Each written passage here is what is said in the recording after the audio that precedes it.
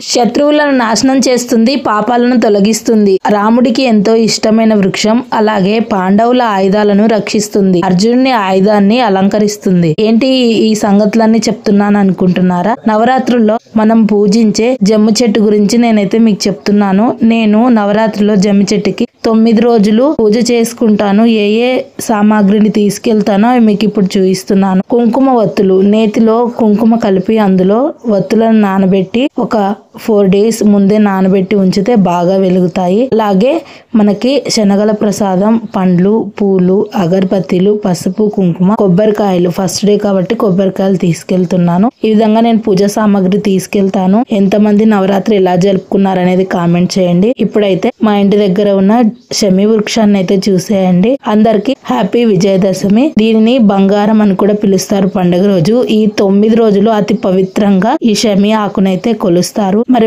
మీ ఊర్లో పండుగ ఏ విధంగా జరుపుకున్నారు? మీ ఊర్లో శమి వృక్షానికి మీరు వెళ్ళి పూజ జరుపుకున్నారా లేదా అనేది కామెంట్ చేయండి. అలాగే ఈ వీడియోలో ఏ పాయింట్ నచ్చింది కామెంట్ చేయండి. వీడియో కంప్లీట్ గా చూసినందుకు thank you for watching. Have a nice day. More information కోసం నెక్స్ట్ వీడియోలో కలుద్దాం. ప్రతిరోజు తెల్లవారుజాన వెళ్ళినప్పుడు షూట్ చేద్దాం అనుకుంటాను. కాకపోతే మడితో టెంపుల్ కి వెళ్తాం కదా, ఫోన్ తీసుకెళ్లకూడదని నేనైతే షూట్ చేయలేకపోయాను. ఇది లాస్ట్ 9th డే అయితే షూట్ చేశాను. కాళ్ళకు చెప్పులు వేసుకొని వెళ్ళాను కాబట్టి లోపలికి వెళ్ళి అమ్మవారిని అయితే షూట్ చేయలేదు.